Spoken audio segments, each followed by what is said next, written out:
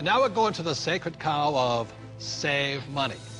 And in 1971, President Nixon took the dollar off the gold standard, basically took the world off the gold standard, and money was no longer money. So people are no longer saving money. So just to reiterate again, this is $300, what an ounce of gold was worth in the year 2000. So Kim, lift that. Okay. All right, and so this here is 1 ounce of gold in the year 2010, and it's now $1,100. Ugh, and this is why people are working so hard. I can do it, I can do it. Yes, I can do it. Barely.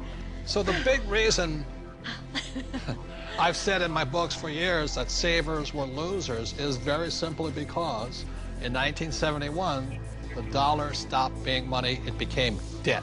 Right, Mike? Yeah, the rules all changed in '71.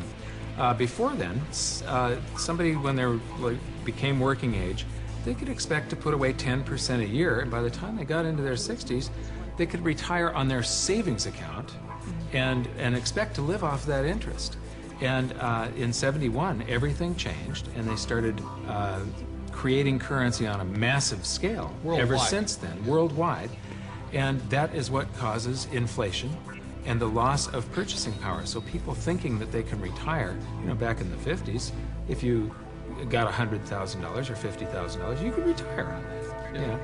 So for my mom and dad, you know, the World War II generation, the industrial age generation, it was very smart to save money. For our generation, the baby boom generation and on, saving money could be the most stupid thing you can do because the system is stealing your wealth through the very thing you work for, called money, which is not money anymore. Right. Real money is actually gold and silver. Money has to maintain its value over long periods of time.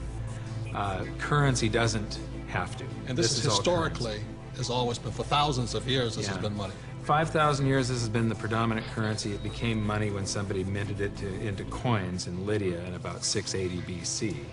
And each unit had the same buying power as the next one. They became interchangeable. So let me ask you this. This printing of money out of just paper, this has been tried before, hasn't it? Many, many, many times, and there's always one result. You get far, far higher prices of everything, but especially real money. When they start creating a whole lot of currency, eventually, gold and silver lie in wait. And then when the public senses this inflation of retail prices that is caused by inflation of the quantity of currency in circulation, they rush back toward gold and silver, and they have for 5,000 years. So name some governments that have attempted to print money. The Weimar Republic. I don't know Germany. what I just did with that $100 trillion bill. He's got a Zimbabwe. The Zimbabwe, yeah. Look at this one. This is the most recent, a $100 trillion note. You know, this is the largest note ever printed, 100 trillion. And this was printed in 2000.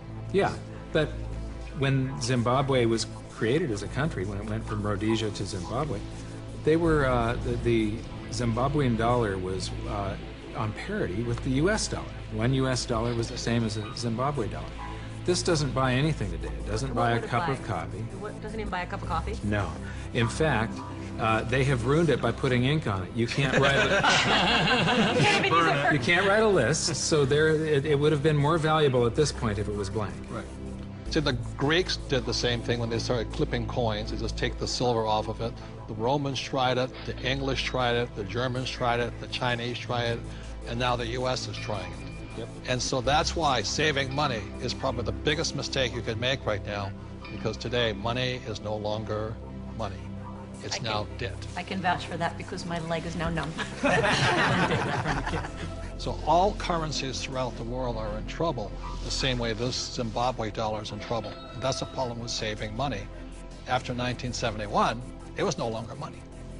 More than 70% of all the currency on the planet is US dollars. If the US dollar goes, the world goes with it. I'm preparing by getting fully diversified. I buy both gold and silver.